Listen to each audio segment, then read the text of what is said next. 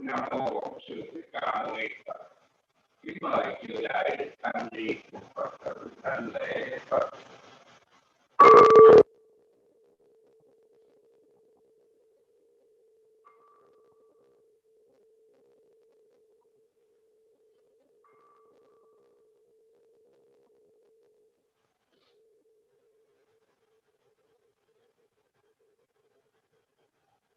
Ngài Phật tử Thiền Sư đã chỉ kết thất quả.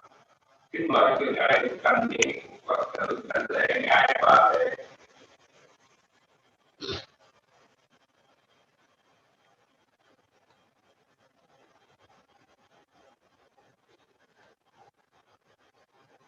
Và bây giờ là thầy họ bác và đại giới theo hướng dẫn của Bồ Đề. Nam mô Sư Thích Ca Mâu Ni.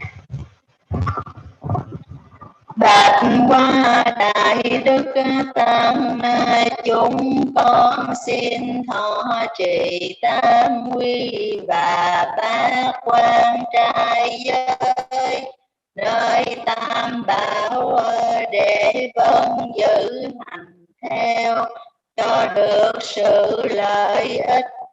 Bạch qua đại đức tăng chúng con xin thọ trì tam quy và bát quan trai giới nơi tam bảo để vâng giữ hành theo cho được sự lợi ích lần thứ nhì.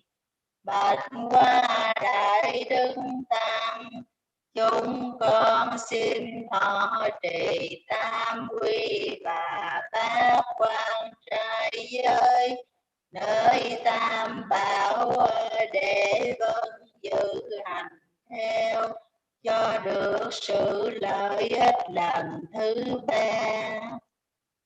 Con đã mất lòng thành kinh lập lại để khai lại con Ngài Phật ra cao thượng được chân quả trên bên kia do Ngài tử ngõ không thầy thế gian.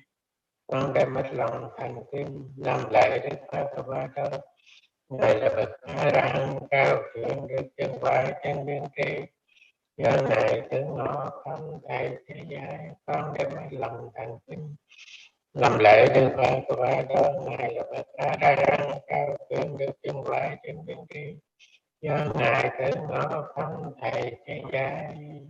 Con đem hết lòng thành kính làm lễ đức Phật qua đó Ngài là bậc A-la-hán cao thượng được chứng quả chánh kiên trì do Ngài tự ngộ không thầy chỉ dạy.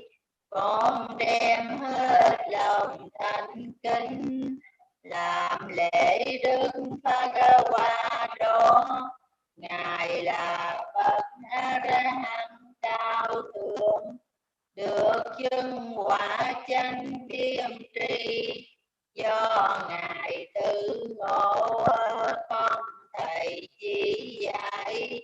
Con đem hết lòng thành kính làm lễ Đức Phật-Ra-Hoa đó. Ngài là bậc A La Hán cao thượng, được chứng quả chánh kiên trì, do ngài tự ngộ không thầy chỉ dạy. Con đem hết lòng thành kính xin quy Phật. Con đem hết lòng thành kính xin quy y Phật. Con đem hết lòng thành kính xin quy Phật. Con đem hết lòng thành kính xin quy y Pháp. Con đem hết lòng thành kính xin quy y Tăng.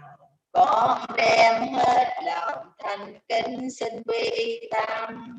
Con đem hết lòng thành kính xin quy Phật lần thứ nhì. Con đem hết lòng thành kính xin quy y Phật lần thứ nhì. Con đem hết lòng thành kính xin quy Phật lần thứ nhì. Con đem hết lòng thành kính xin quy y Pháp lần thứ nhì. Con đem hết lòng thành kính xin quy Tăng lần thứ nhì. Con đem hết lòng thành kính xin quy y Tăng lần thứ nhì. Con đem hết lòng thành kính xin quy Phật lần thứ ba. Con đem hết lòng thành kính xin quy y Phật lần thứ ba. Con đem hết lòng thành kính xin quy Pháp lần thứ ba. Con đem hết lòng thành kính xin quy y Pháp lần thứ ba. Con đem hết lòng thành kính xin quy Tăng lần thứ ba. Con đem hết lòng thành kính xin quy y Tăng lần thứ ba. Hãy quy Tam bảo toàn độ trì có bấy nhiêu. Dạ xin vâng. Con xin vâng giữ đạo Phật là quy tăng xa sự sát sanh. Con xin vâng giữ điều học là quy tránh xa sự sát sanh.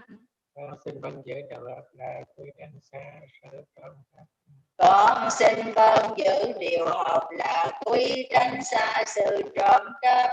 Con xin vâng giữ đạo Phật là quy tránh xa sự thông dâm. Con xin vâng giữ điều học là quy tránh xa sự thông dâm. Con xin vâng giữ đạo Phật là quy tránh xa sự nói dối. Con xin vâng giữ điều học là quy tránh xa sự nói dối. Con xin vâng giữ đạo Phật là quy tránh xa sự dễ dụ và các cái sai. Con xin vâng giữ điều học là quy tránh xa sự dễ vui uống rượu và các chất say. Con xin vâng giữ đạo Phật là quy tránh xa sự ăn thay giờ. Con xin vâng giữ điều học là quy tránh xa sự ăn sai giờ. Con xin vâng giữ đạo Phật là quy tránh xa sự mua ăn với gần gần trên mát ngay đàn tiền. Trang điểm và bạch công giờ phân và các càng ba. Con xin vâng giữ điều học là quy tránh xa sự múa hát thổi kèn đờn xem múa hát nghe đờn kèn trang điểm to Phật thơm chồi phấn và đeo tràng hoa. Con xin vâng giữ đạo Phật là quy tránh xa sự ngồi nơi và thảo và xinh đẹp. Con xin vâng giữ điều học là quy tránh xa chỗ nằm ngồi nơi quá cao và xinh đẹp. Chúng con xin thọ trì ba quan trai giới, trọn đủ tam điều của Đức Phật đã giáo truyền, hầu để vâng giữ hành theo, cho được trong sạch trọn ngày nay và đêm nay. Mong cầu gieo được giống lành, để thấy rõ niết bàn trong ngày vĩ lai. Để tiền trên tâm thở trị pháp quan thế giới được trong sạch trong ngày nay và trong nay không nên dễ dụ. Dạ xin vâng. Các chúng sanh trên việc phải đại tu nhạy dưới giới. Các chúng sanh giàu sang tu nhạy dưới giới. Các chúng sanh giải thoát nhập niết bàn tu nhạy dưới giới. bởi các anh chư thiên tiên vạn tất trị giới vật được trong sạch tạo nên để làm nhà. Sa thúc cả tam giới thừa ân phổ cập, đám mưa lành rơi khắp thế gian, bởi nhân cơ tích rõ ràng, thỉnh ngài thuyết pháp nói đàn từ bi, chúng sanh ngồi khắp chốn ni, cõi mê cầu đặng trí vẹn toàn.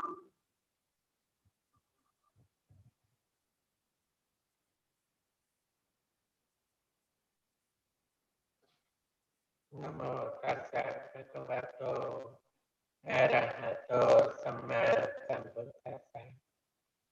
Nam mô Tassa Bhagavato Arahato Samma Sambuddhassa. Nam mô Tassa Bhagavato Arahato Samma Sambuddhassa. Imaya Dhamma Nuttamma Padipatiya Buddhaṃ Pujami. Imaya Dhamma Nuttamma Padipatiya Dhammam Pujami. Imaya Dhamma Nuttamma Padipatiya Sanghaṃ Pujami. Con đem hết lòng thành kính làm lại Đức Pháp Ba Đồng. Ngài là bậc A La Hán cao thượng, cha chân quả chân biên tri, do ngài tỉnh ngộ tâm thầy trí dạy. Con xin cúng dường Phật pháp bằng sự lãnh đạo. Con xin cúng dường Pháp thảo bằng sự lãnh đạo. Con xin cúng dường Tăng đạo bằng sự lãnh đạo. Cho sự lễ bái cúng dường Nguyên Ngọc Ân Tam Bảo, có trị bên giả được tốn đều đặn, là sống lòng sát đẹp, an vui sinh mệnh, để tinh tấn tu hành, mau giải thoát sự đau khổ luân hồi. Nam mô Bổn Sư Thích Ca Mâu Ni Phật. Sa thúc.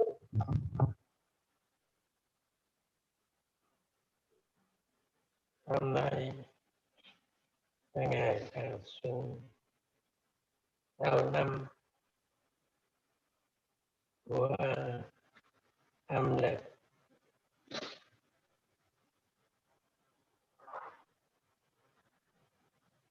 Trở lại có khóa thiền. Ở đây thiền ta vui, đi du xuân, đi du lịch, đi đây đi đó. Trở lại trong đạo để tu thiền. Có sai với đời, không có sai, làm cho đời vui thêm. Đã làm người, làm trời, đây là đạo Phật. Để khi chúng ta nghe, hay chúng ta dùng danh từ gọi là Xuân Di Lạc. Cái đầu Xuân, cái chữ Xuân thì mình hiểu. Gọi là có danh từ một vị Bồ Tát Ariyametriya, Đức Phật tương lai cái Đức Phật Thích Ca này ở Lưu Phật Di Lạc, nói là Xuân Di Lạc đôi khi tập gặp những chữ chúc mừng như vậy. Di Lạc là một vị Bồ Tát, vậy một xuân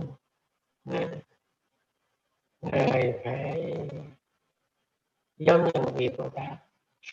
Đời sống của một vị Bồ Tát mới là Xuân Di Lạc. Vui giống như một vị Bồ Tát. Như vậy thì Ngài Di Lạc ở đâu ta? tạm biệt.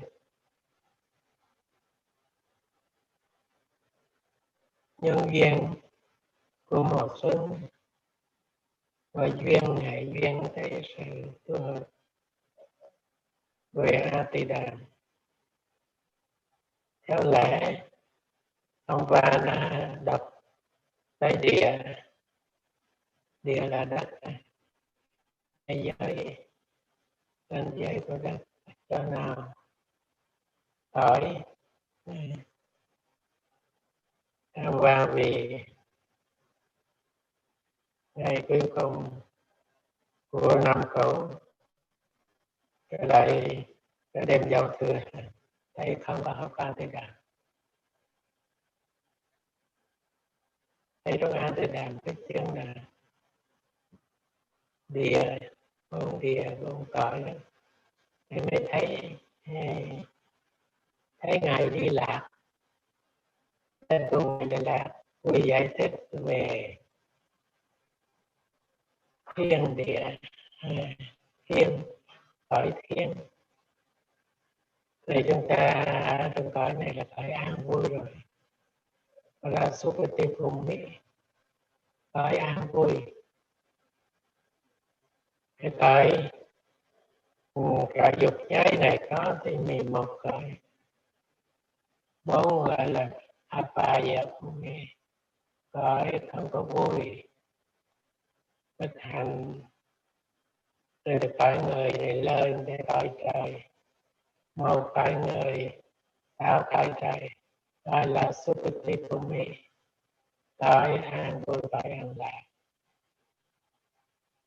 Thì mới thấy ở cõi gọi là Tusita, một cõi Tusita gọi là đạo lại.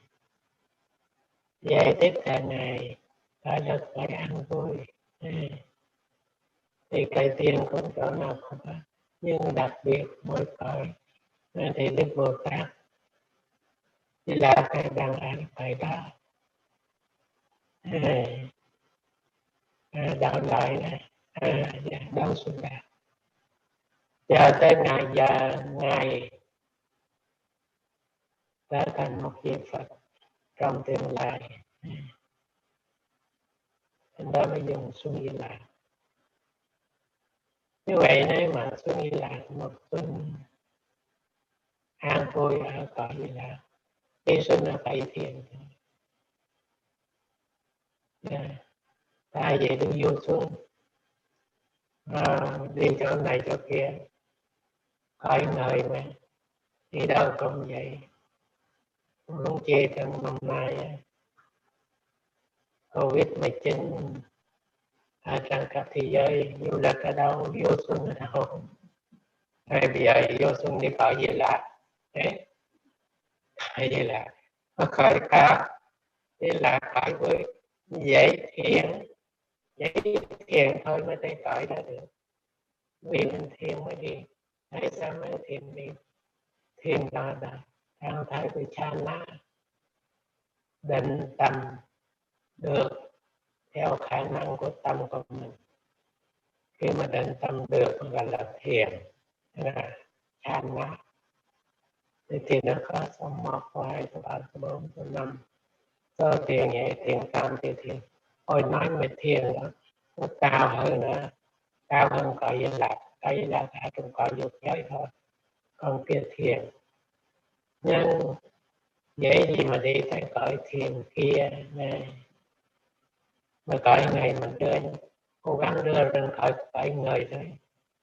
Thì ráng đưa cõi người thì biết đâu bây giờ có duyên, làm duyên hay duyên đi đến cõi Di Lạc đang ở này, thì cõi Di Lạc nữa nó lại không buồn không vui. Cõi này cõi buồn cõi vui, vui cõi đang sợ Covid-19 đang dịch ra là phát sinh 2019 đặt tên người đang sợ. Thì cái cõi Di Lạc không sợ.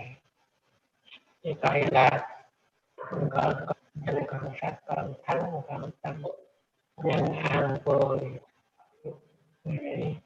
khỏi người không buồn không lo việc để chờ đợi ngày nó ngày về lại và đem xuân lại.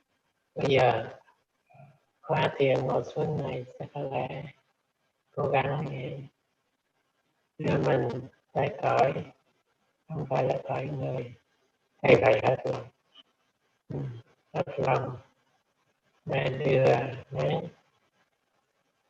người thế gian này còn đi vô xuân sẽ đưa đi cả gia đình hoặc đi một trip bằng máy bay quảng cáo tối ngày hạ giá cái nói liền có hotel cộng luôn hotel 3 ngày 250 350 gì đó rồi nhà bán thì coi chỗ này đi chỗ coi cái kia coi tóc coi không đi cho coi tóc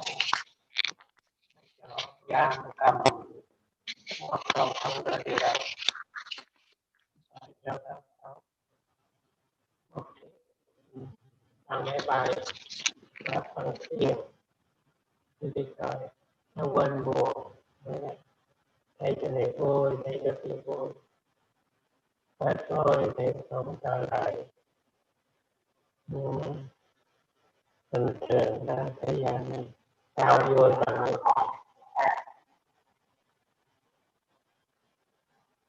nó là suy nghĩ lại tôi nhớ là vậy cái chạy ra hồi học ở ta có đi đâu cả thấy mùa xuân tới thì học vậy đấy nhóm sinh viên Việt Nam đấy ngày viếng phi ngày Tết rồi Thien cháu Tết rồi đi học năm đã kết sư 2 năm rồi ngày bây giờ mình đi vô xuân ngày nó đi đâu đi bộ đồ đó tràn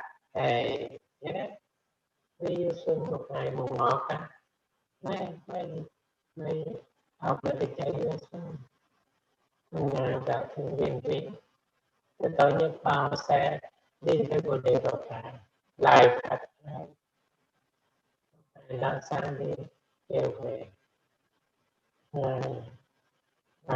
mùa xuân đây là người tu đi cho mùa xuân với ngày hôm nay tại Covid-19 rồi con khổ con bà con tôi thấy các chùa đại Phật đóng cửa nhà mong mỏi ta không ai lại nhà đâu hay đi lại Phật là như vậy rồi là phát triển chắc là phát triển lạc này đang nói làm sao được một cái sự vui một sự vui của đi làm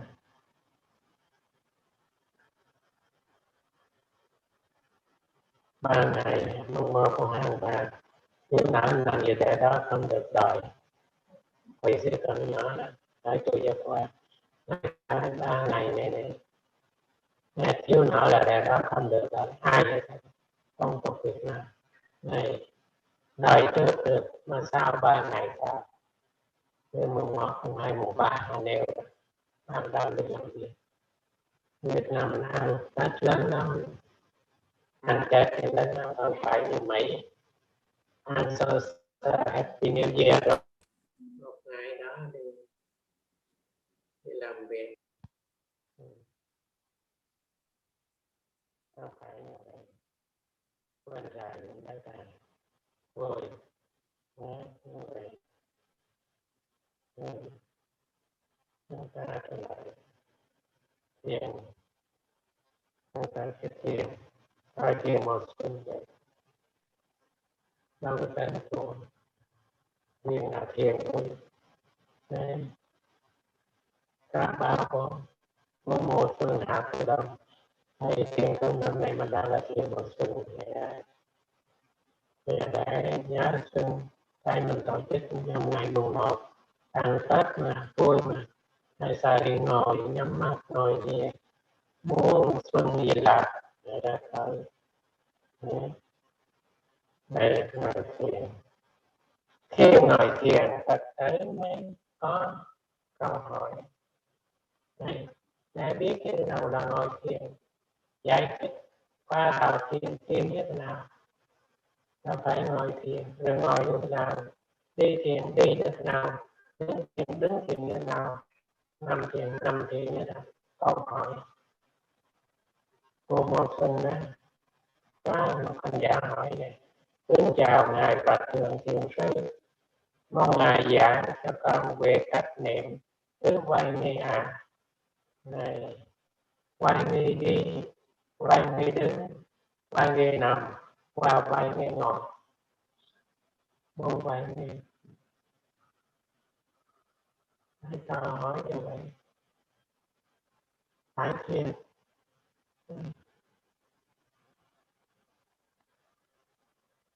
Hồi nào bây giờ mình đã tập đi, biết đi đấy, tùy theo quý vị biết đi mấy tháng, 1 tuổi, 2 tuổi bây giờ, 3-4 tháng vậy đó, bắt đầu biết bỏ, biết lật, biết nói này, rồi bắt đầu biết đi. Nhưng hành giả này hỏi mong ngài giải trong việc cách tứ hoài nghề, 4 hoài nghề đó này, hoài nghề đi, hoài nghề đứng, hoài nghề nằm, hoài nghề ngồi. Giải thích ra một trong cuốn Hoài Là Phật, ngài có dạy niệm ngồi là hai việc tư thế hành giả thân. Bây giờ thích vậy thì tâm phủ từ đầu, tâm phủ từ trên đầu lần xuống đến bàn quạt. Ví như ta đang múc một bình nước tới từ đỉnh đầu cho nước buông xuống, chứ cảm giác hay biết phải từ phần là cảm giác quan thân. Nếu mà là loại nghi ngờ đó, nếu vậy nó mới rõ. Hay là nên ngồi như thế này, tâm luôn luôn hay biết gì, hay biết quá khứ rồi đi đâu, coi như là đi tương lai. Ateta Ramana, đối tượng trong quá khứ. Anagata Ramana, đối tượng ý niệm trong tương lai. Paiccopanna Ramana, đối tượng trong hiện tại. Hai việc bao giờ mình biết trong hiện tại như đâu. Một tiến trình của tâm không ngừng nghỉ, một cuộc đời không ngừng nghỉ, đồng hồ không ngừng nghỉ, cứ các từ giây, từ phút, từ ngày, từ giờ, tâm chúng ta bị điều kiện, đời sống giải quyết của điều kiện, câu chuyện của điều kiện. Làm sao ngồi yên được, làm sao nằm yên, đứng yên được. Như vậy ngày tới tối đi nằm ngồi, đi với buồn, đi với lo, đứng với buồn, đừng lo, thì ngồi cũng vậy. Nếu mà đi buồn đi lo thì ngồi cũng ngồi buồn ngồi lo. Như vậy không phải là ngồi thiền. Cái chữ thiền là chana, đạt tới một cái mức độ cao chút mới gọi là thiền. Chana nó còn thấp chỉ tập cho tâm định là thôi. Samadhi, chữ Samadhi không có suy nghĩ mà không phải bắt đầu lên thiền. Vì trong chi thiền có năm Vitaka, Vichara, đó là thiền sắc giới. Vitaka Vichara Piti Sukha Ekata, tầm tứ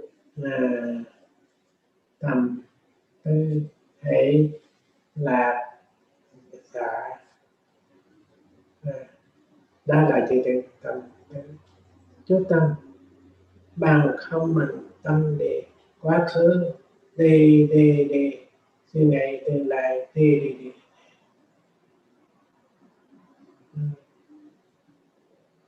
Đối tượng phải không nghĩ mà ngồi suy nghĩ, nó đâu có định, đâu chân định. Như vậy không định làm sao đi cõi Như Lạc, làm sao đưa tâm mình tới cõi Như Lạc. Cõi Như Lạc là cõi cao. Vậy cái tâm là không phải buồn, không phải lo. Đây là thuộc về thiền, như vậy chán lá. 2. Samatha, chana, vipassana, chana. Thiền định, thiền tuệ. 2 thiền. Thiền chỉ và thiền quán cũng thường dùng như vậy. Và trong thiền, nếu mà tâm định như thế nào? Tâm định là tâm suy nghĩ. Cái tâm ai biết đó. Nếu sẽ quá khứ suy nghĩ và tương lai như vậy. Không định phải tâm mấy giờ. Rồi cõi này là cõi gì? Cõi dục giới, cõi cái thân, cõi cái tâm, không phải cõi vô sắc. Rồi tâm nó sống gì? Nó sống với thân. Cái thân là gì? Đất nước là gió. Cái đất là trong thân. Cài giải này. Rồi mới chú tâm này, chú tâm cho thấy là đây là thân ngồi. Không phải là thân đi, không phải là thân đứng. Nhìn thấy vị đang ngồi, đang mắt nhầm thấy ngồi. Thấy vị ngồi, mà sư đồ thấy sư ngồi. Cái mắt nhìn đi xa, bắt một đối tượng ở xa. Vì mấy mắt là sắp trước mắt, rồi tai bắt âm thanh xa. Đâu bây giờ bắt được âm thanh của mình đâu. Vừa có âm thanh nói mắt xa vậy. Còn Thuyên không phải. Samadhi, chân định không phải như vậy. Là bây giờ, chân bây giờ, không có thứ không tương lai. Nhìn bây giờ, không nghĩ lịch, không coi ngày giờ, không coi năm, không coi tháng, không coi ngày, không coi giờ, coi giây. Chất kể là coi giây. Giây như nào? Giây bắt đầu. Đồng hồ xưa kia nó cái dây thều đó. Nói chuyện hoài, chuyện lại. Không có biên như bây giờ chơi tiến bộ. Hay chuyện nhớ lại mà mình thấy Anapanapapa chương đầu tiên. Nó nói về hơi thở. Hơi thở trong thân. Rồi theo dõi thở. Mà tại sao phải theo dõi thở thôi? Nhờ trong đó đặt chương quay nghi. Hơi thở rồi ngồi nó theo dõi thở. Rồi cái ngồi. Tâm tôi suy nghĩ, tâm tôi buồn, tâm tôi lo. Rồi các vị mới giải thích. Nếu buồn tâm lo đó, đừng cho tâm nó suy nghĩ quá khứ. Phải ra luyện chạy lại. Thân này, thân gì? Có 4 quan nghi. Thân ngồi, thân đứng, thân đi, thân nằm. Giấy đây ngồi phải biết ngồi. Ngồi, cái ngồi cái đó đang ngồi thấy. Nếu mà mình thấy thân của mình. Đây là thấy thân của mình. Thấy thân người ta cũng như vậy. Phải thấy được. Khi mà thấy mình phải thấy được cảm giác của mình. Không phải mở mắt, nhắm mắt. Nhắm mắt làm sao thấy. Nhờ sức mạnh của tâm định. Nhờ cái tâm á. Chú tâm á. Tâm là chú tâm á. Manasika là tâm sở. Chú rồi lại chú trong thân. Không nghĩ ở ngoài. một pháp rất cần yếu. Chú tâm vào các trí tuệ vô để sống mà thái độ đúng đắn, ngồi phải biết ngồi rồi mới sẽ nói để giải thích cho hành giả mới tìm ngồi, rồi ngồi thân ngồi để ta tìm ra cái ngồi bắt đầu cái thân này là hai thước thôi, một thước mấy đấy, thước rưỡi gì đấy, thì ngồi bao nhiêu rồi mới gọi là ngồi đó, phải để ý một chút nha, chút tầm quan sát từ đầu xuống cái chân ra đi từ đầu ra khi ngồi, hình dung thân ngồi như thế là mới để hình dung thân như thế. Đây từ đầu cảm giác không có hình dáng mà cảm giác cái đại, cảm giác cái thân này nó cứng. Như vậy khi mình ngồi phải để ý nhỉ, để ý từ đầu chỉ cảm giác nặng cứng thôi, rồi bắt đầu xuống lưng rồi bắt đầu xuống chân, cái cảm giác như thế nào. Cái này một tới đó là cảm giác dữ dội lắm, vì một tới cái này thì biết rồi, ăn tới đây đây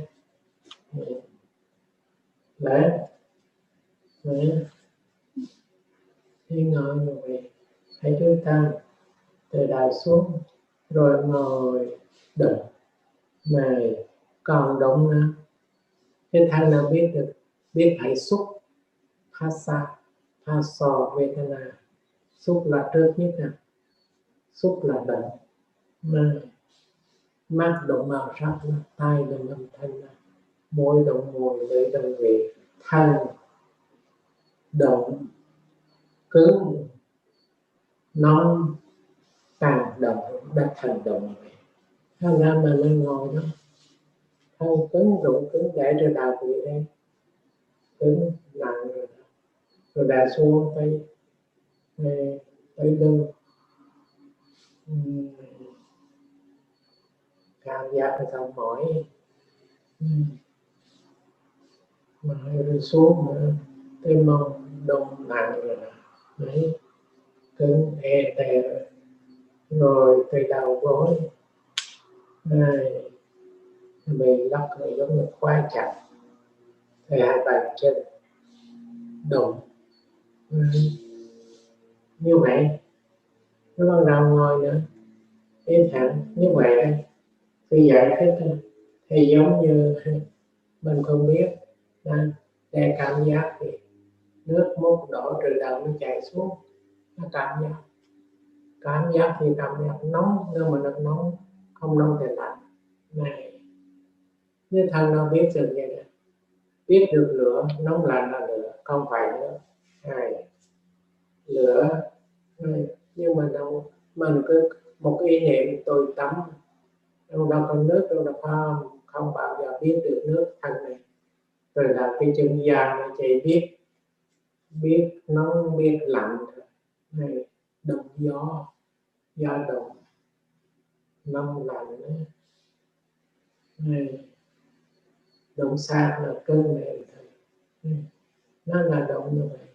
Mấy đời rồi ngồi dùng chân ngồi, không phải đi, không phải đứng, không phải nằm, này ngồi rồi để ý động cơn như vậy đó, động cơn quay vì thế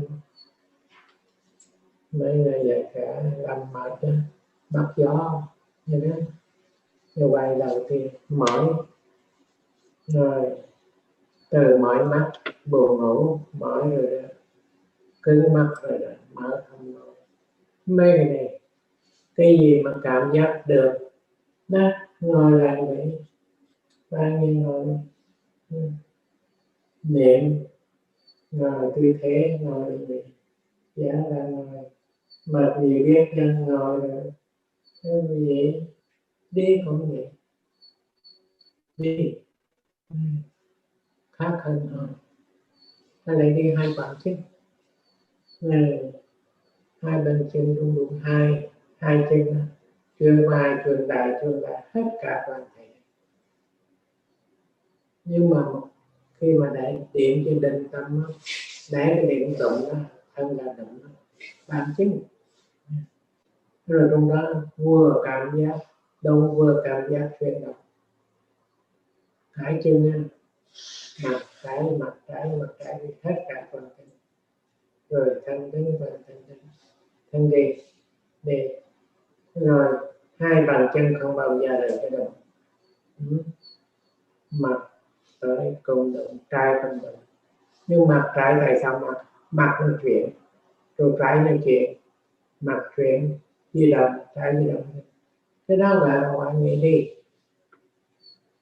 Rồi bạn nghĩ đứng yên cũng cảm giác vậy mới gọi là đứng động, không bỏ cái chữ đứng, không phải ngồi, không phải đi mà đứng yên, nhưng phải cảm giác cả toàn thân. Sapaka là đi sang điện tiền cả toàn thân, từ khi ngồi theo dõi tới toàn thân của hơi thở, từ tháo vô rồi hành lâu mới biết cảm giác gió là vậy thôi, giờ nó vô cái thân này không bao giờ biết có hơi thở không.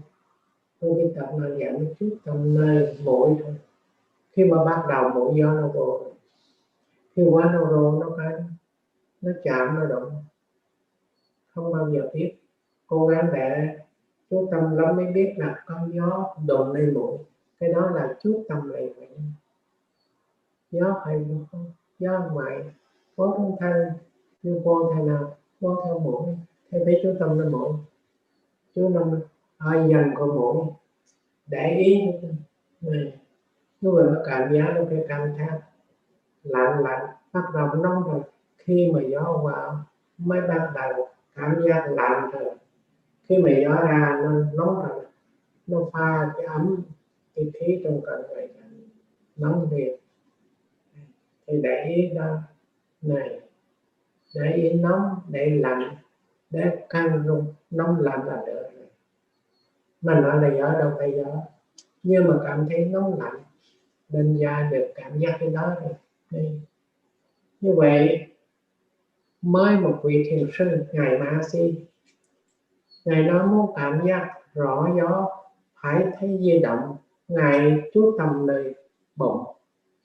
Khi mà chú tâm lên bụng đó mới không cảm giác, ngài nói lấy tay để trước bụng.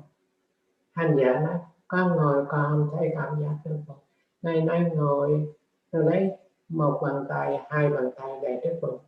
Khi mình để trước bụng, khi gió vô bụng nó phồng, đưa bàn tay ra, rồi khi gió ra bụng nó xẹp, nó kéo bàn tay vô. Trong bàn tay cái tâm á, thân thức nó nằm từ đầu tới bàn chân, rồi tóc trong móng tay nó không biết này, nó gọi là cái vị trí này, cái bằng tình sắc càng này, đó là việc khác nữa. Nếu tầm ầm mắt nó chỉ thấy thôi, nó có một vị trí nó sống như thằng người mắt, tình sắc này, tình sắc mắt 10 phần của tình sắc. Thì cái đó các hành giả sẽ thêm hai thì đậm độc cái hiểu. Hay như vậy người thiền bây giờ, như vậy cái gì cái tâm đâu có buồn đâu có lo được, cứ hướng dẫn như vậy ngồi là biết ngồi nha, đau tiếng ngồi chứ tâm hôm qua cơ thể ranh giới của nó từ đầu thôi, tâm nó biết từ đầu thôi, không hơn đầu. Này, tóc nó không có cảm giác, nhưng cảm giác cứng, cảm thấy càng cứng vì gió mà, ngồi được vì gió nó đưa lên cho thân này cứng, thân này căng, thì cái căng cứng nó trở lại lên đất rồi, mà cái căng căng nó bắt đầu gió trước, nhưng là có căng trở lại đất, nó gọi là cảm thấy nặng nề căng hay như vậy đấy. nói nặng nề căn cái đặc tánh của gió rồi. Này, nặng là đất trên đất rồi, căn là gió, nó pha thôi rồi. Như vậy mới là tứ đại, là nó hòa lại nó khỏe. Còn không hòa thì cảm thấy một cái căn khác. Khi mà không hòa thì còn người nóng mà hoặc thở mạnh nó mạnh này không hòa đó. Cái một thân tứ đại không hòa đó. Lạnh quá, nóng quá rồi nó thân bất an rồi mới chúc nhau thân an tâm lạc. Bây giờ đó thân này an rồi tâm nó ở trong này mới là lạc được, mới gọi là xuân ly lạc. Thấy thành một cặp này nó thoải mái, không bị đau khổ. Mình lấy tập,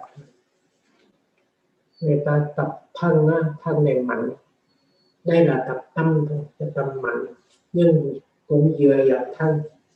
Vì cõi này là phải cõi thân, phải thân tâm thôi, chỉ thân tâm, không có tâm là không người chết.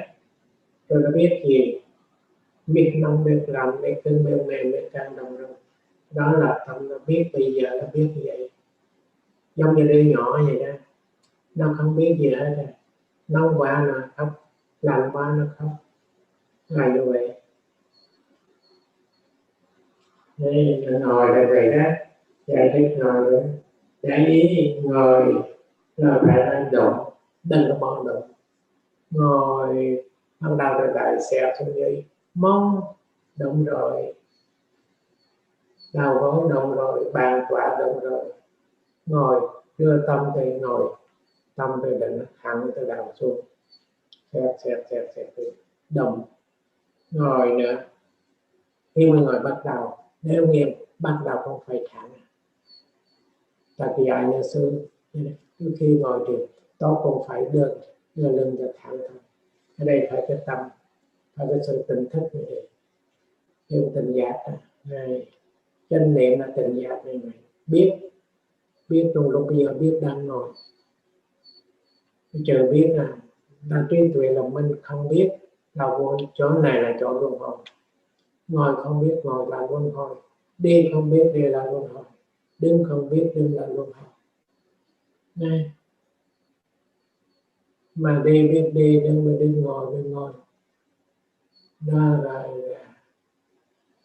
thay đổi đúng đắn, vô này so mà là biết đi, biết đứng, biết ngồi, biết nằm. Trời biết cả. Không phải biết chuyện quá khứ là không, suy nghĩ quá khứ là không suy nghĩ, mà biết hiện nay, biết cưng, biết mềm, biết nông, biết nặng, biết căng rồi, biết cái đó rồi. Đó, đây là ngồi. Bây giờ thấy anh em ngồi, hay biết tư thế hình dáng thân ngồi, tâm khổ từ trên đầu lần xuống tới bàn là giải thích vậy. Nếu vì ngồi vì khổ, nếu vì mình cảm thấy cái lưng này nó mỏi rồi đó. Đấy, mà thao giờ biết mỏi rồi. Khi mỏi sao là mỏi bệnh rồi. Cạo gió cho tôi chút. Rồi đứng rửa cả trên rồi nó mỏi lưng, đâu có biết. Thấy trầm, mỏi lưng nhiều nhất, mỏi chân nhiều nhất, đâu có thấy. Nhưng mà đây quá nặng rồi. Khi chịu khổ quá nặng rồi, thay cái đó chạy cho nằm cạo gió thôi, không còn gì nữa, đấm bóp thôi. Hay cái đấy mới là tập tâm, thân đó tâm mình là người ta thông tin với tham ảo. Thằng máy móc Đức Phật dạy cho mình đừng tâm để mà xuyên thấu là như vậy đó. Thân này xuyên thấu thân, không còn da, không còn thịt, không còn xương, để biết tứ đại đó mới là gọi là xuyên thấu. Biết thọ không phải chân đau mà cảm giác tên thọ, mà không phải tâm này đau mà chính cảm giác tâm cầu giác buồn vui đó. Thế bây giải thích về vấn đề ngồi như thế nào khổ từ đầu xuống, hành giả có câu hỏi là như vậy. Như thế là đó là sự giải thích đại nghĩa rồi.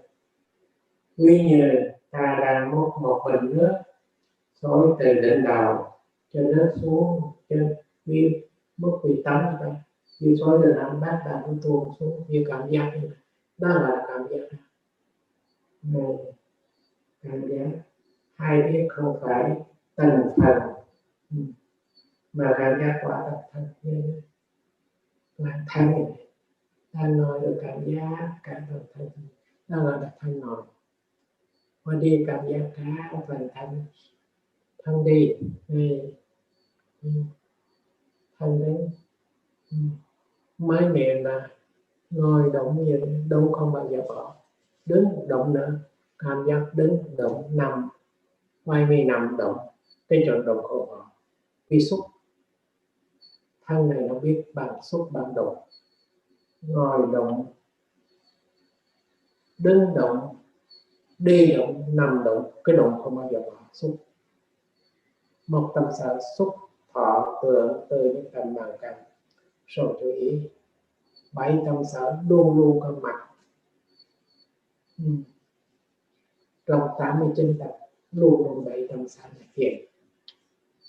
Hay vậy mình mới thấy được thân và thấy được tâm vương tâm sở, mình mới hiểu được như thế nào tâm vương, như thế nào tâm sở là Pháp đã hiểu rồi. Chỉ chú tâm đúng thôi, suy nghĩ đúng rồi. Thân là thân không biết giờ mới thay sự chú tâm. Chú không suy nghĩ, chú từ đó, nếu mà chú từ đầu xuống dưới không suy nghĩ theo sự chú tâm thôi, tầm từ tướng theo dõi đúng không? Thay nhờ vậy đó, thân tâm không đụng chạm không có lại, bắt đầu đi tôi phải lạc. Đấy. Thì cái đó mới là suy nghĩ lạc được, phải lạc. Thân an tâm lạc, phải lạc. Tôi phải nó đưa cho tâm tịnh, tôi tịnh đi tôi tâm định không suy nghĩ đó. Mà gọi là cảm giác một cái đời sống khác, không buồn không lo, vậy đó, trạng thái an tịnh là tôi kêu dạ cảm thấy như giống như lân tùy theo cảm giác hay vậy thôi, hoặc rằng này trong người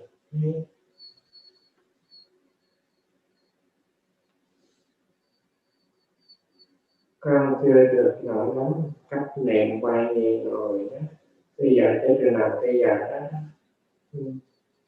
như thế nào niệm quay đi rồi gọi là ghi nhận cảm giác xuất hiện trên thân như vậy phải cảm giác xúc động đó nếu là cảm giác như nó bị biết cứu hay là hoạt động hoặc chuyển động hay nó luôn luôn có trong thân gió hâm bố nếu thực hành thiền ngon như vậy có thể tiến triển trên các từng tuệ minh khác và thành tựu giải thoát hay không? Thành tựu giải thoát cái Đức Phật dạy đâu xưa đâu có biết mấy cái này.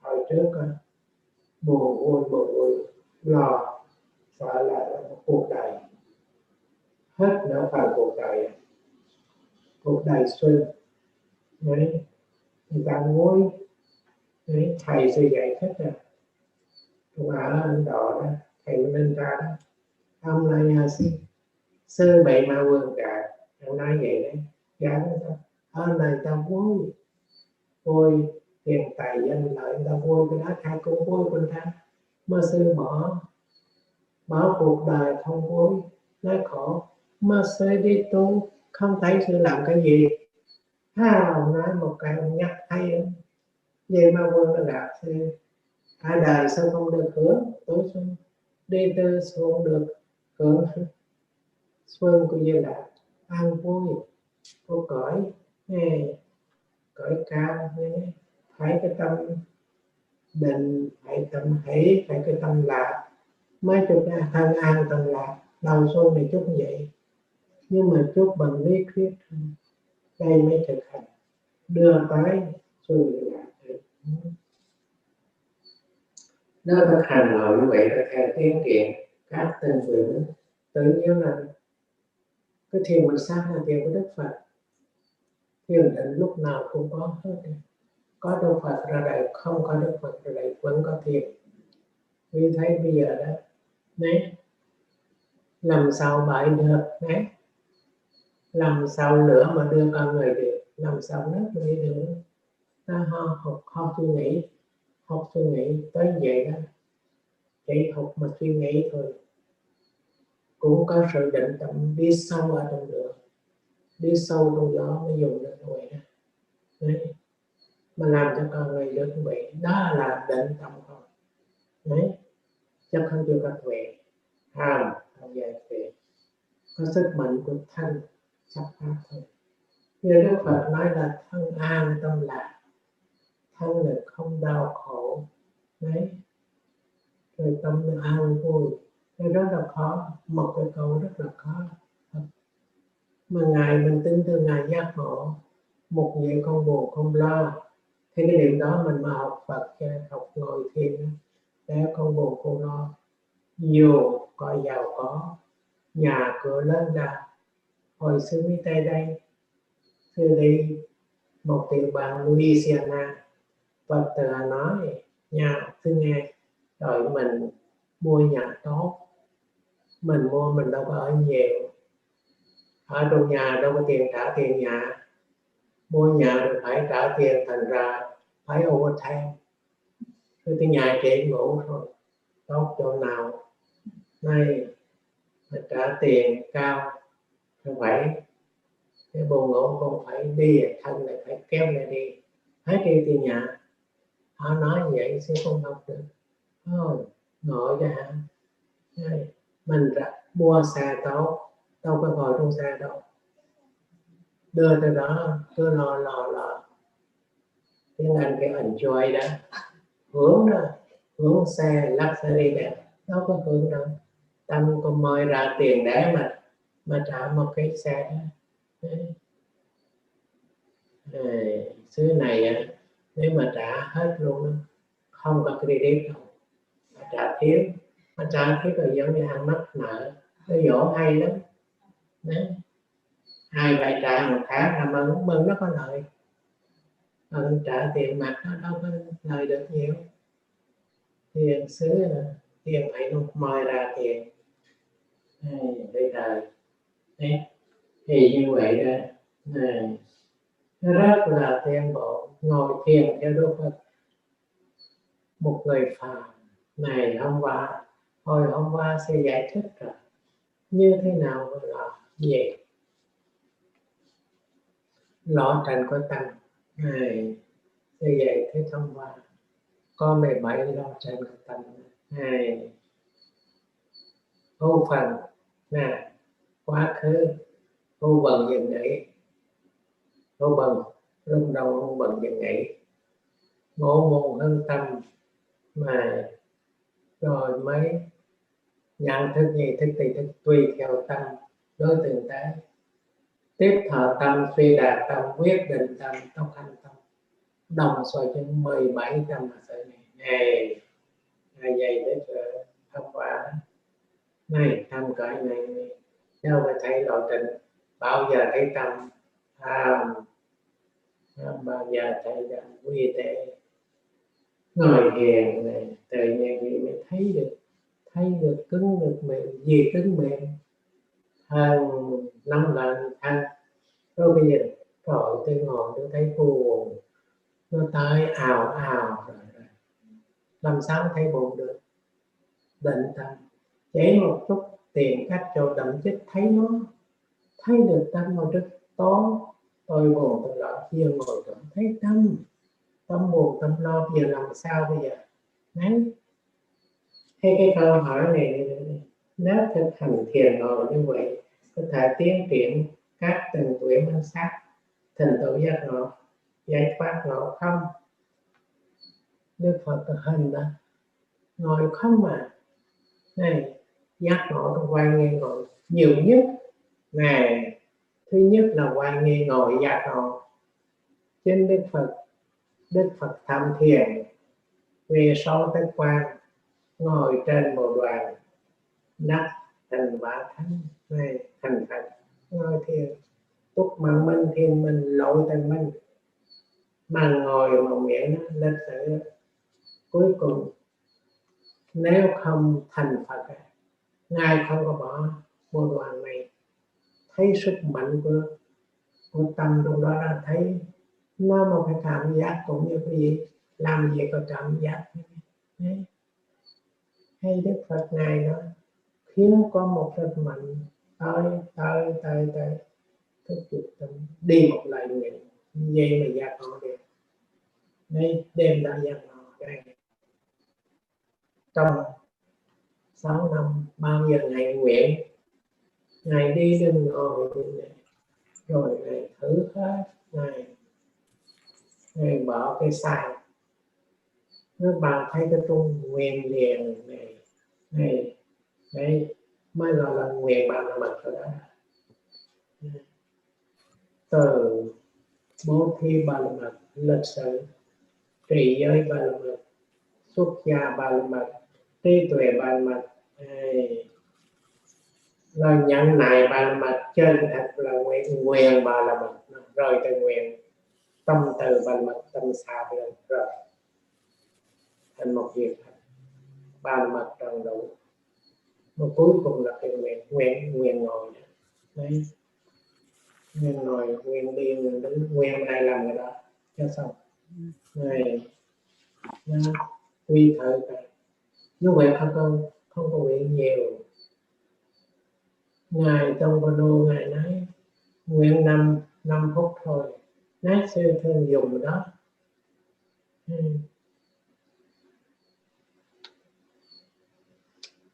Có khi nguyện chút mới được, nguyện chút thôi. Cũng như chụp hình được vị Ngài đứng cho yên cho tôi đếm 1, 2, 3 nguyện đứng yên, mắt không có nháy, phải nguyện, phải đặt trong giây phút ngang ra.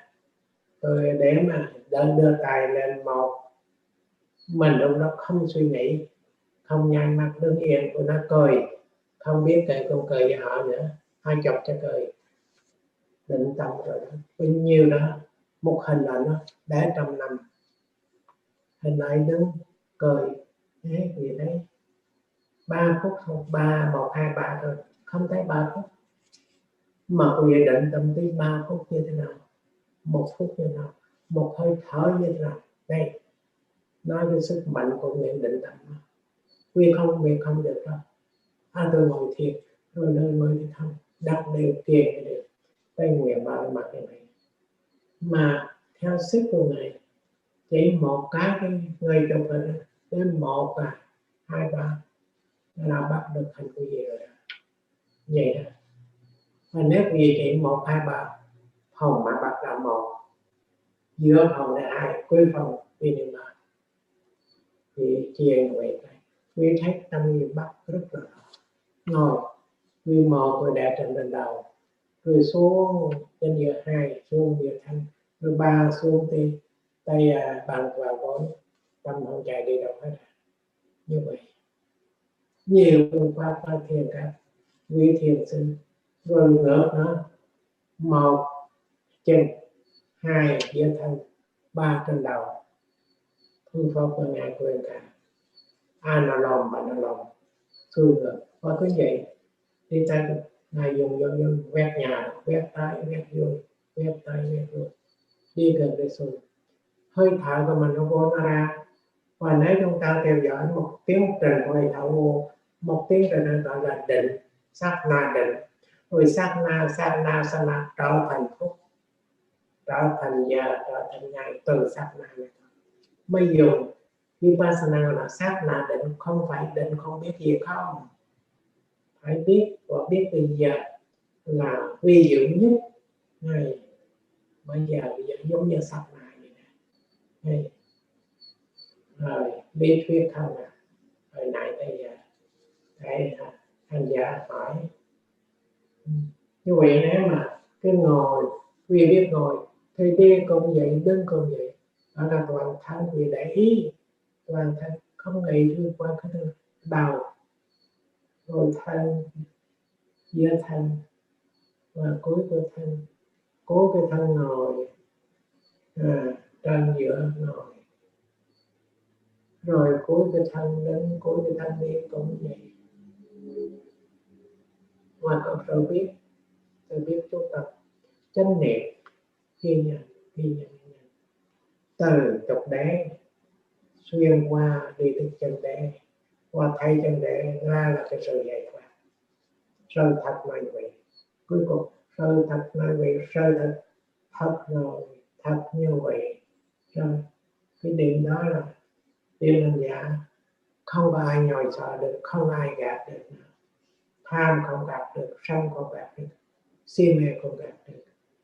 Ai tập, mình tự tập, không ai tập cho mình được. Đức Phật không让mình lại giác ngộ được. Ngài chỉ đường thì phải đi như vậy đó. Trong thân biết từ đầu tới chân, từ chân đến đầu, ngồi đứng đi cũng vậy. Và biết hơi thở của mình, một hơi thở từ ban đầu đến hết hơi thở, chú tâm vào bụng, phòng rồi xẹp, đó gọi là ý niệm. Phúc nói không thể thay mới thầm này, niệm thầm rồi mới biết.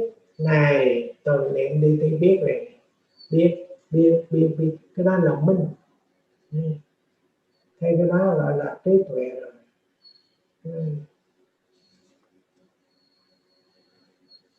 Biết thiệt hôm nay vậy thì quý vị ngồi thiền là vậy đó. Rồi sư nói thì sư nói không cảm giác mãi khuyên ngồi nghe niệm mệt rồi đó. Đấy đó, thấy vô thường rồi đó, khổ rồi đó, thấy thân thấy tâm rồi đó. Đấy. Cố gắng ngồi trong gì thấy mệt thấy khổ. Hồi xưa cũng vậy, thầy sư nói thấy ông nói khỏe mà sư ngồi nó mệt nó mỏi thì sao nghe.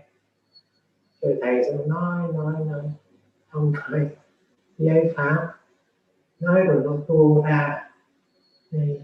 Còn sư ngồi nó không đi sâu được hơi thở, không cảm giác được ngồi được. Rồi nó ngồi nó bị đều kiện, nó khổ là sao? Hay thấy khổ đúng rồi lại không chấp nhận. Này, thấy khổ đấy, không chấp nhận khổ, ta muốn không thấy cái khổ, không thấy thay đổi. Tôi muốn thường cái mà không có bây giờ, mà bắt bóng bỏ hành. Này, cái bắt bóng bỏ hành không bao giờ đấy. Thiền là phải như vậy.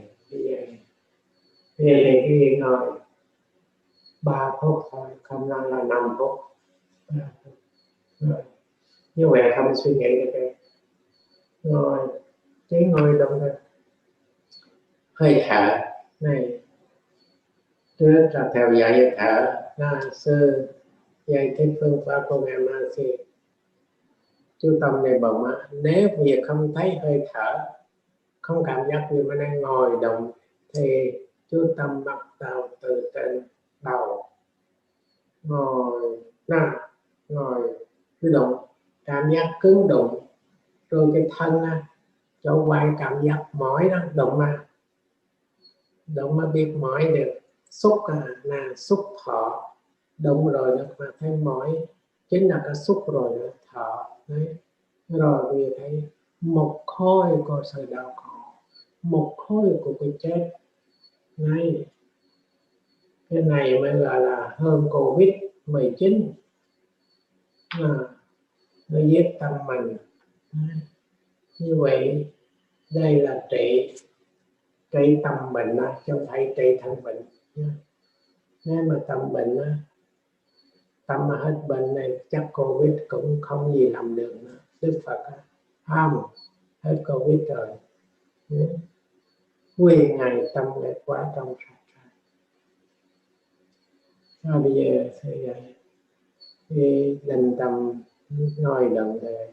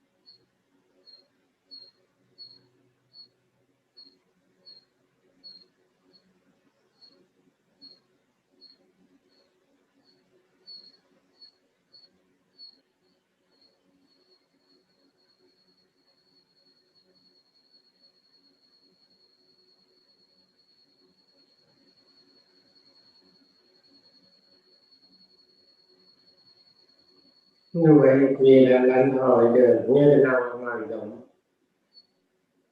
để mà tìm ra sự chuyển động trong thân trạng mà không thấy thân, không thấy gió, thấy thân là tánh của địa đại cứng này nè mới gọi là ngồi. Như vậy từ đầu á, nó mất hình dạng của đầu nhưng cảm thấy cứng, lưng mà mất lưng mà cảm thấy cứng, đó mới gọi là chân đế. Niệm nó thôi, tục đế mất rồi, tôi tục đế mất là bắt đầu không có tôi không ta, mất nhiều chân đầu, chân đế rõ nhiều lần đầu thì tục đế bắt đầu mất. Đó là giải thoát rồi. Từ khổ vui nó thay đổi vui, nhưng quý trí tuệ thấy chẳng phải thay đổi từ bậc nghiệp báo, đổi nghiệp là đổi nhẹ. Mình sửa nghiệp xưa trong lúc bây giờ, quá khứ không sửa được, tương lai không thực chỉ sửa bây giờ, đó là xuân diệu lạc về. Thì chúc quý vị được sự an vui và tinh tấn tu hành trong khóa thiền này để tạo duyên giải thoát sự đau khổ luân hồi. Nam mô Bổn Sư Thích Ca Mâu Ni Phật.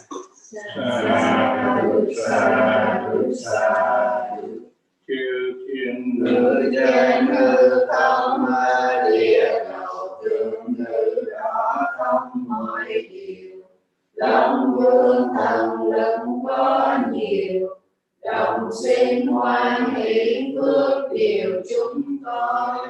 Hộ truyền Phật giáo trăm mười, các bậc thầy tổ an vui lâu dài, quyên thuộc tránh khỏi nạn tai, chúng sanh được hưởng phước dài bền lâu.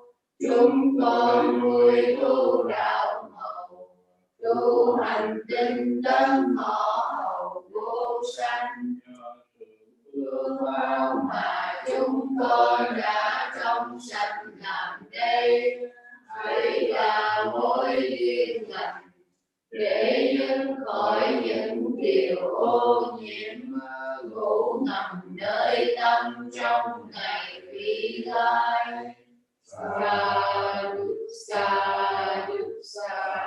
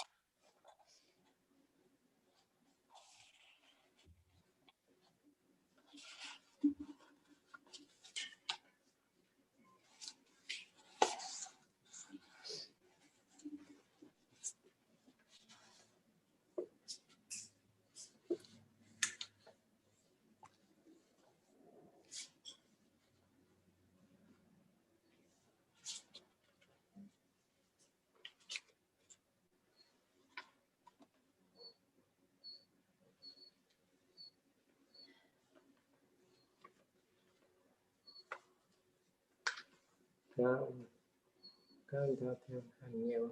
Dạ có mấy người có coi đông nhưng mà chat ở trong đấy ít. Dạ, dạ có theo.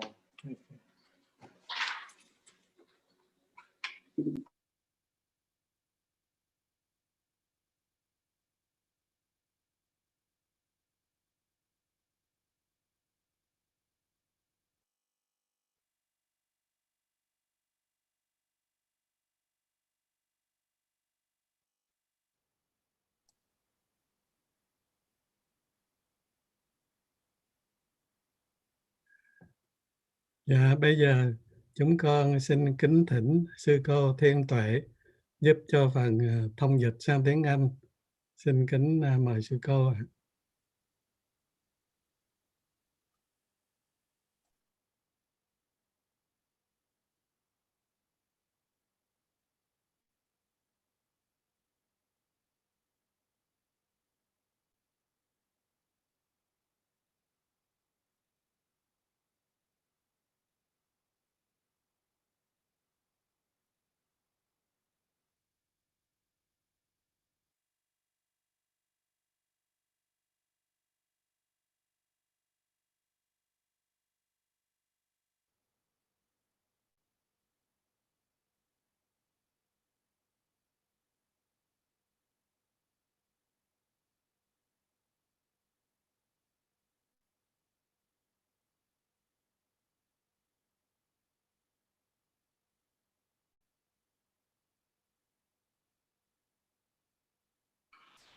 Thank you, host. Could you please wait for 1 second?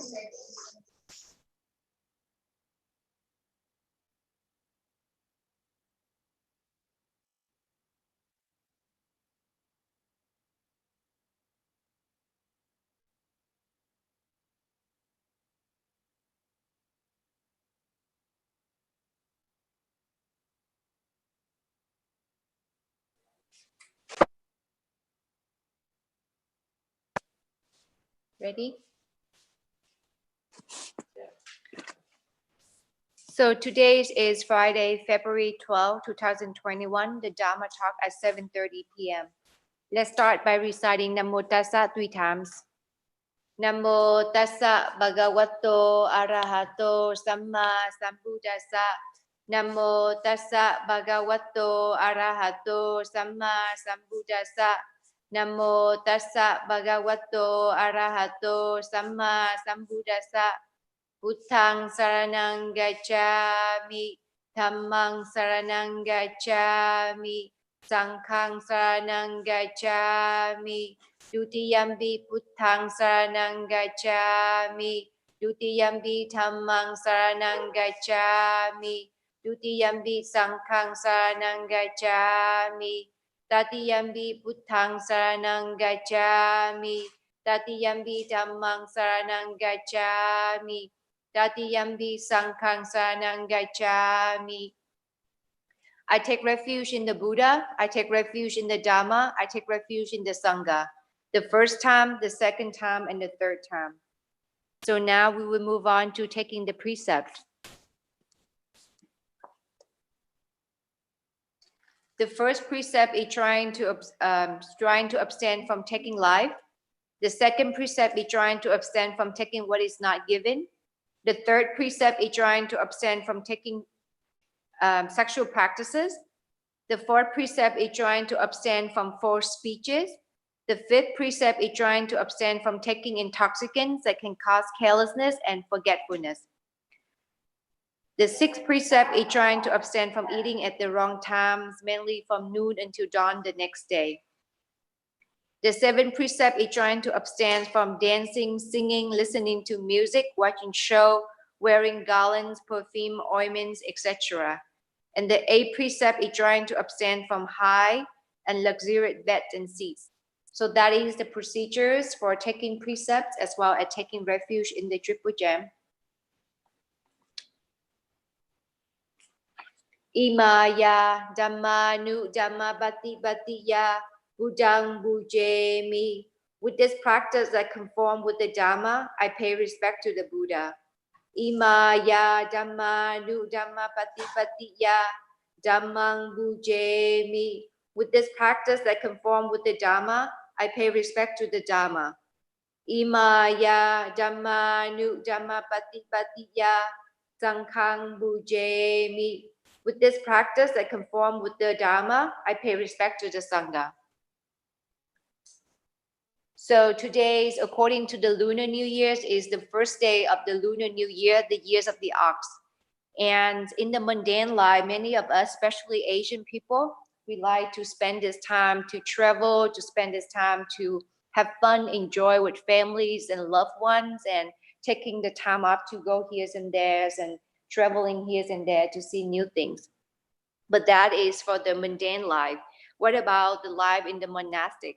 So when you practice the teachings of the Buddha, we are trying to travel too, but our travels is different. We don't travel through one place to another. We want to travel to outside or to different kind of realms.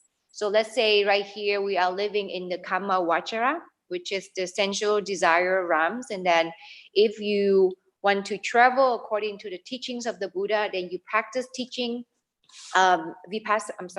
samatha, concentrations, meditation, so that it can bring you to a different realms. And the purer your mind would get, then let's say right now the world, the realm that we live in is the Kama Vachara, the sensual pleasure realms. And if you practice samadhi, samatha meditation, which is concentrations, meditations, then when you develop jhana, a very brief translation of jhanas is absorption, but I will use jhana because that is the right word to use. So when you attain jhana, so very high concentration jhana, then your mind would get to the higher realm. It's just rupa vachara, where there's only material, and then there's arupa vachara. There's only the mind. There's no materials. There's no body. So this way, this is how people should cultivate, or if we want to enjoy the enjoyment for the new year, then it's better to practice meditation. So that's talking about the samatha meditations or concentrations meditation. What about vipassana concentration? I mean vipassana meditation.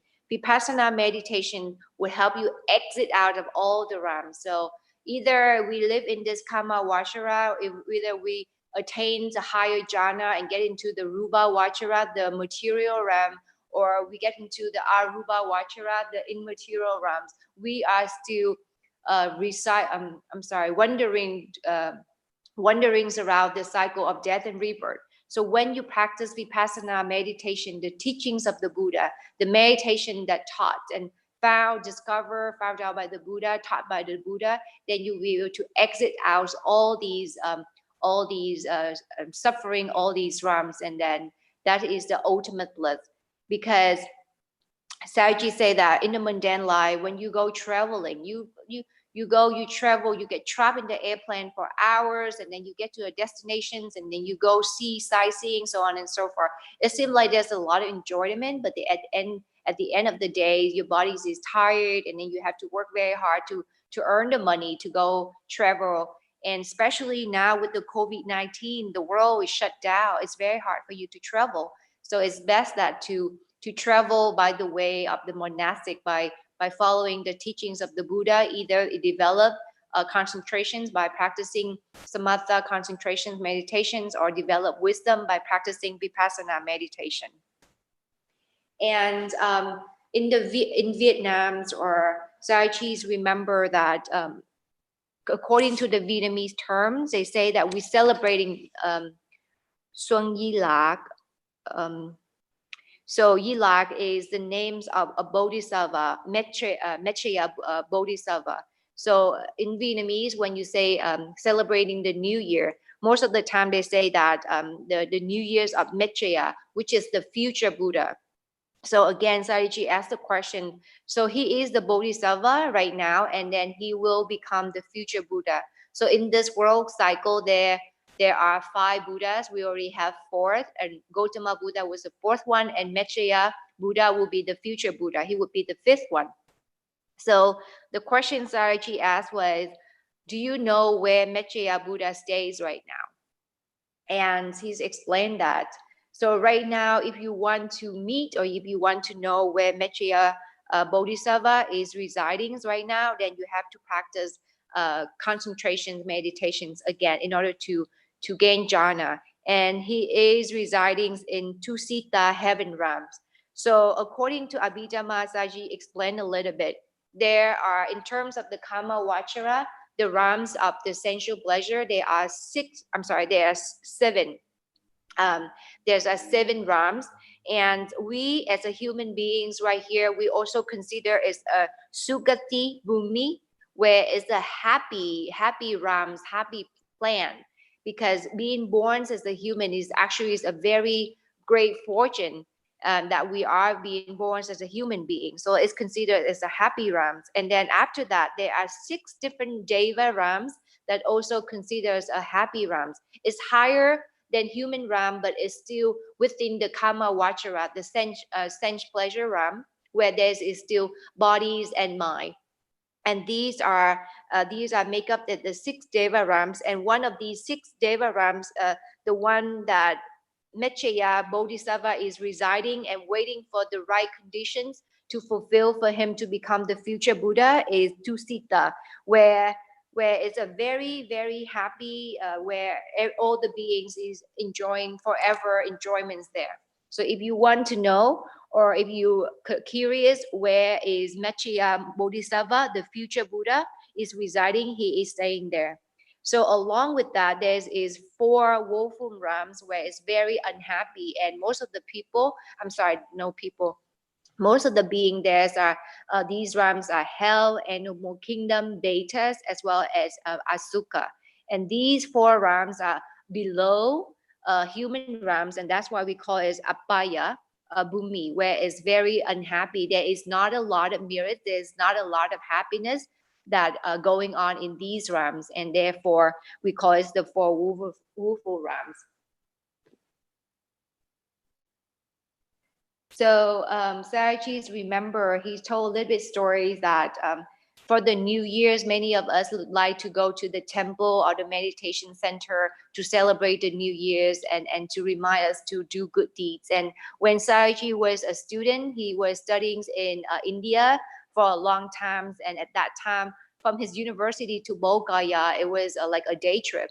So during the Vietnamese or the Lunar New Year's, many Vietnamese students would get together and they would travel to Bodh Gaya and to pay respect to the Buddha, to remember about the Dhammas, and to have some kind of like traveling, have some enjoyment to celebrate the Lunar New Year's. And then from his university to Bodh Gaya is only a one-day trip. They can go in the morning and they can come back at night, and that's it. Just remind him that how people live in the mundane life, especially during this time of the year. So, and this one now, instead of traveling, first of all, because of COVID-19, we cannot travel a lot. And secondly, we want to take this time to go back and travel, so that to cultivate our mind. Instead of go out for the enjoyment, we go inside to get the blissful, the happiness of the mind. And we practicing Vipassana meditations according to the teachings of the Buddha. And we use this weekend to go back and cultivate wisdom, cultivate the ultimate bliss by practicing the teachings of the Buddha. So today, Sayagyi is also answer question of yogis as well as the practitioner. So the first question I had was, I will read the questions first, and then we will go into the answer. So dear Bante, could you please explain to me a little bit about the 4 posture? I do not know how to contemplate, or I do not know how to note or take place about the 4 posture. And according to one of your Dharma book, the name is Vai Lang Hương Phap. You say that when a person or when the yogi noting the sitting posture, then the yogi would imagine or would feel like the entire body with just sittings, and then there's this water falling from the top of the head all the way, and this water would go from the top of the head all the way down throughout the bodies and all the way into the sitting cushions or the grounds, and then the yogi would pay attention to the entire body of the sitting posture. So I choose answer part by part, and I think I would do that in order to keep it easier for the listener to follow. So first of all, when we practice according to this technique, we are practicing according to Mahasi technique or traditions. And for Mahasi traditions, the main object that the yogi trying to pay attention is the risings and falling of the abdomen. And why we pay attention to the risings and falling of abdomen? Do we focus on the abdomen? No, we want to focus on the movement of the abdomen, risings as well as falling, the changing of these movements. Why is it like that? Because the movements, the vibrations of the abdomen is the manifestations of the wind element. So we are living in this kama vachara, when the sensual desire world. And we do not, we still have this body, and these bodies are made out of 2 parts, namas and rupa. body, namas is the minds, and rubas is the material quality. And in terms of the material quality, we're talking about the flesh and bones of this body. This material quality, this 4 element that made out of this body. And how do we observe, how do we see the manifestations of these 4 elements through this body? So for example, if you want to pay attention to the breathing in and breathing out, you have to try to pay attention of the breath at the nostril and so on and so forth. But then because of the breathing is so abstract and is so intangible, you cannot see it. It's very hard for the yogi to pay attention to that. So that's why we want to pay attention to the rising, falling of the abdomen. And then when we breathe in, the abdomen rises, and we know that there is movement. And then when we breathe out, the abdomen falls. Then we know that there is also movements of vibration, and these movements of this vibration are the manifestations of the wind element. So through this panyati, through this concepts of these movements of the abdomen, we understand the manifestation, the presence of the ultimate reality, which is the wind element. So that is the main object. However, many beginner yogi cannot pay attention to the risings, falling of the abdomen, or cannot see the manifestations of the wind element within the body when first practice. So therefore, Mahasi Sayadaw as well as Kipa Banyo Sayadaw would direct or would instruct the yogi to pay attention to the posture. So when a yogi practice sitting meditation, you have to know that your posture right now is sitting, because there are 4 main postures that we do throughout the entire day: sitting, walking, standing, and lying. But then if a person do not practice vipassana meditation, or if the person do not pay attention to the body, we would just living this life very robotically or very automatically. We walk without knowing that we're walking. We sit without knowing that we're sitting. We lie without knowing that we're lying. And then we stand without knowing whether we're standing. Everything happens, it's just so automatic. And we take it for granted. There is no awareness. There is no alertness. The mind does not stay within the body. So when the yogi cannot pay attention to the risings, falling, which is the main object of this technique, then you move on to the second object, which is sitting posture. And this is very obvious because the body right now is not standing. The body is not walking. The body is not lying. We know that the body is sitting. And now that's when we bring the mind back into the body, knowing the postures of the body. So when the person knowing the posture of the body, if we keep on knowing like that, it's become boring, and the mind will have gap between that.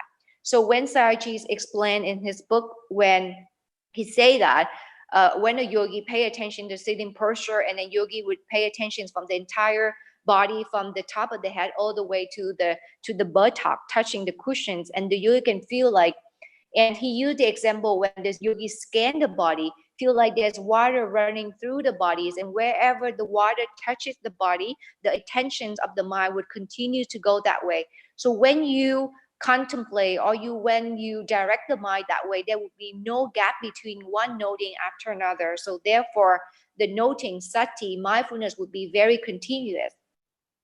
So according to the questions, the yogi has that, I am not sure how to contemplate, or I'm not sure how to know in terms of the sitting posture in terms of the meditations, sitting meditation, the postures, as well as how do I know.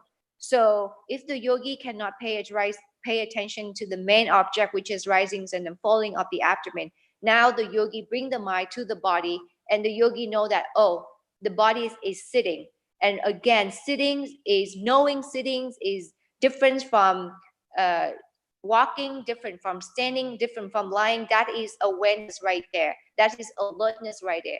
And then that's when the yogi bring the mind back into the body. And then knowing sitting postures is one thing. And then after knowing the sitting posture, now the yogi scan the body from the top of the head to the bottom of the buttock. And when you scan like this, then you will pay attention to the touching. So for example, wherever the attentions or wherever the mind would scan, then that would be touching. Let's say the clothes would touching the body, or when you sit, the two hands would touch each other, and then your buttock would touching the ground, or your two legs touch. So wherever you scan your body, that would be touching and touching like that. Again, when we talk about touching, we're talking about the body consciousness, because Sajis explained that there's the sixth sense door where the external objects and the internal organs would meet each other when there's contact. And every sense door have its own function. Seeing, the eyes have the seeing function where the seeing consciousness arise. The ears have the hearing function where hearing consciousness arise. The nose have the smelling function where smelling consciousness arise, so on and so forth. But then now when we contemplate on this body, then the body have the body consciousness function where it's knowing the touching. So when you know the touching, that is through the body. And when you touch like that, then you will feel, oh, if there is hardness, if there is softness. And then when you touch like that, sometimes you will feel, oh, if there is heat, if there is coldness. And again, these, when there's a touch within the body, if you feel there's hardness or softness, they are the manifestations of the earth element. I'm sorry, it starts to rain very hard here. So if you cannot hear me, please let me know. So I try to speak a little bit louder. And so if you, when scanning the body, and then you know there's touching between the body within all the things else, then you can see that there is hardness and softness. And again, hardness and softness are the manifestations of the earth element. And if you feel there's heat or coldness where the two hands touch, or your buttock touch the ground and so on, then that is the manifestations of the fire element.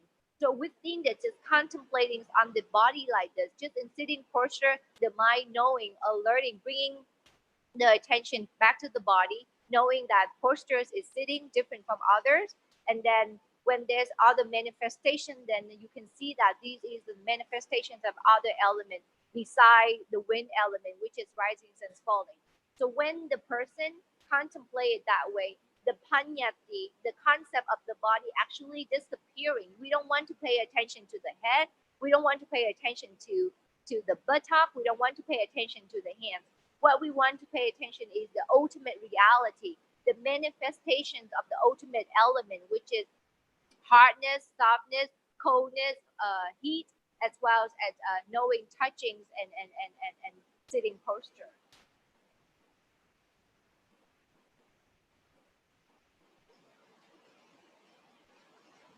And then the person asked that, oh, dear Bante, if we practice like that, just noticing or paying attention to the sitting posture, would you be able to develop insight? Would wisdom arise? And would this bring into the ultimate liberation, which is Nibbana? And Saji say that the Buddha, he practiced sitting meditation for a very, very, for a long time, so that for him to realize this.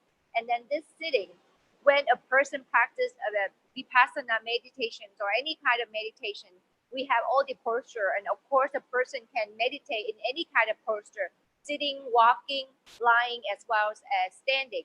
But in terms of sitting, it will give you the most benefit. It will give you the highest concentration, as well as give you the most virya, effort or energy. So when the person practicing sitting meditations the right way, according to the vipassana meditation, and you will see that you actually do not pay attention to the posture itself. The mind is knowing what is going on in the body that is sitting. And then after that, you want to pay attention to the manifestations of all the elements, all the main element that's showing, that are manifesting within your body while doing sitting. So again, if you cannot, if the yogi only pay attention to sitting posture, then again, when you know that the mind knowing sitting is sitting, that is awareness, alertness of the mind. And then when the mind also pay attention to the hardness, the softness, and the heat and the cold of the body, and touching, then knowing that's touching.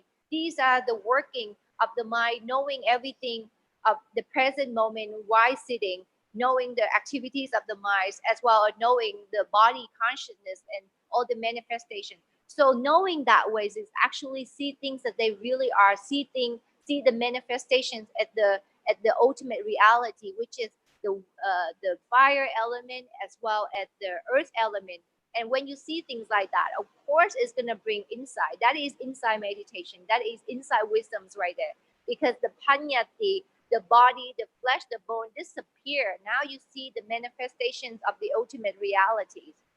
And then when you see it that way, and if you continue to practice, when the mind gain concentration, when sati becomes sharp and keen and continuous, and then you will see that this hardness, this softness, this heat, this cold, the manifestation, this always comes and pass away. It comes and it pass away, as well as the knowing mind, knowing the sitting posture, knowing the touching, knowing the heat, knowing the softness and hardness. This also come and pass away.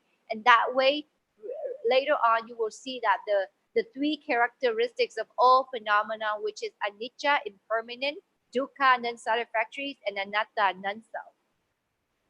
And Sayagyi's mentioned that the mind is very fast and it's very it's hard to see, and that's why many of us throughout their life we do not see our mind. Why is it like that? Most of the time, the mind take the objects of the past, where it's called, as he said, atita aramana. This is the past object. That's when you be remembering where all these memories and all these thinkings of the past occur into the mind. Or if it doesn't take the objects of the past, then it will take the objects of the future, anagata aramana, where you think, you imaginate, and then you imagine, and then you would have all these worries and so on.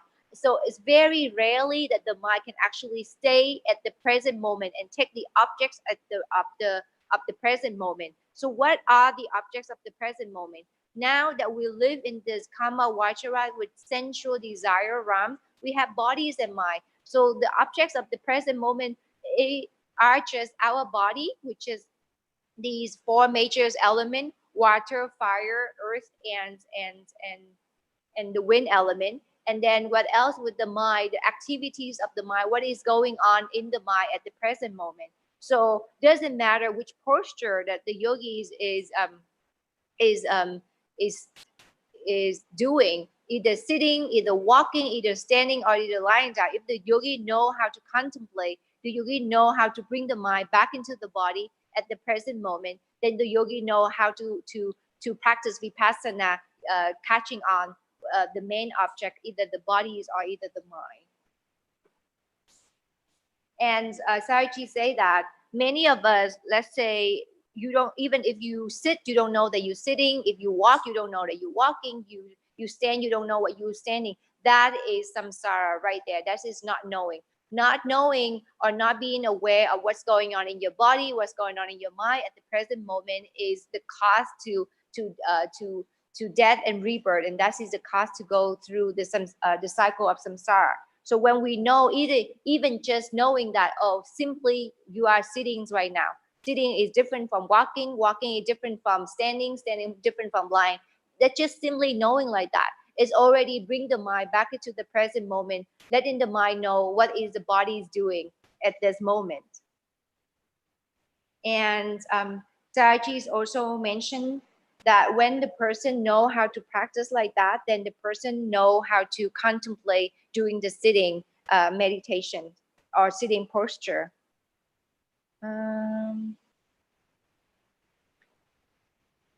And Sayagyi also explained a little bit in terms of the 10 paramis. So for the Buddha, for the Gautama Buddha, for him to become the Samma Sambuddha, the fully enlightened one, he have to practice the 10 paramis to the highest level. So there is the low level, middle levels, and the highest level.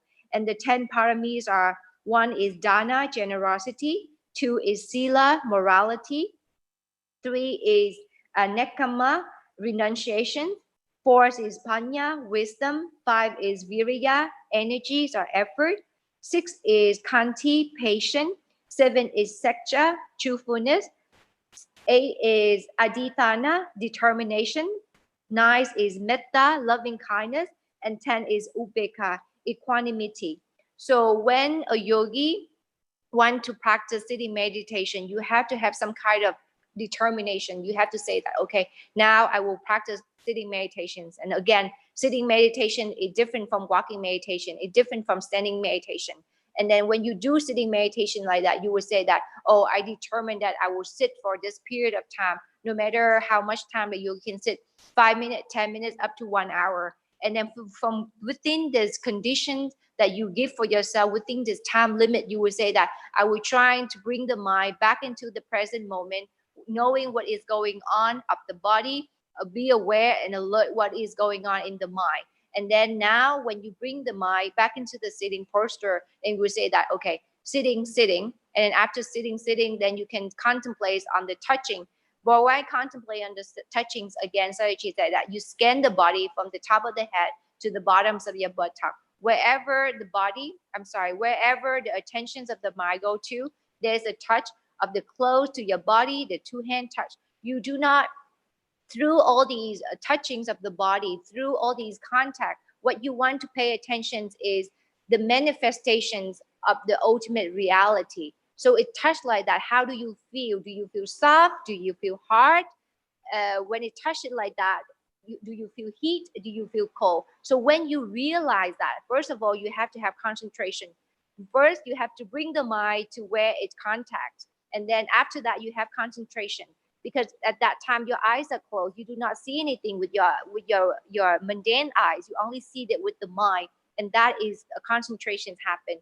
And then when there's bringing the mind there, and then you know that is the work of sati, letting the mind know that there is touching, there is softness, hardness, heat, cold, so on and so forth. So all that is the working of vipassana meditation. And then when the more that you pay attention to the manifestations of the ultimate reality, the more panyati, the concept of the body, of the hands, of the clothes, so on and so forth, would disappear. And if you continue to work like that, then you will realize the ultimate truth, and then you will see things that they really are.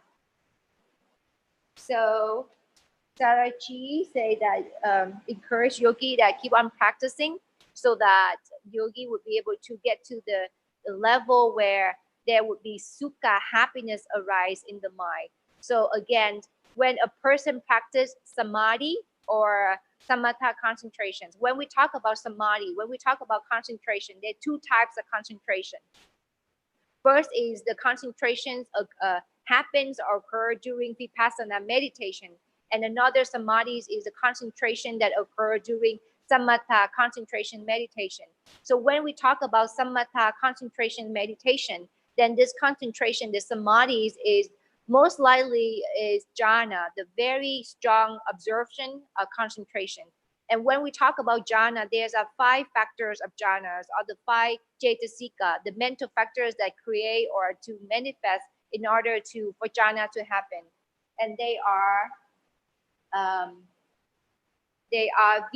vitaka, where there's initial application, and then there's vichara, sustained application, and then there would be piti, where joy, and then sukha, happiness, or ubeka, equanimity, and finally is ekagata, one-pointedness. So when the person practice samatha meditation, when all these 5 factors arise, then the first jhana would happen, and then that would be when the mind transcends into a very clear, tranquil, and very peaceful and happy state. But then when we talk about samadhi of vipassana meditation, when we talked about that, we're talking about kanika, momentary concentration. And this momentary concentration, sati, mindfulness, is a key factor, because it doesn't matter which object where you scan the body, either just knowing the sitting posture or the touching, hardness, softness, heat, cold, and so on. The objects might change, but then the concentration will stay the same. And then when we have this concentration develop stronger and stronger, then sukha, happiness, and piti, joy, would arise in the body at the yogi.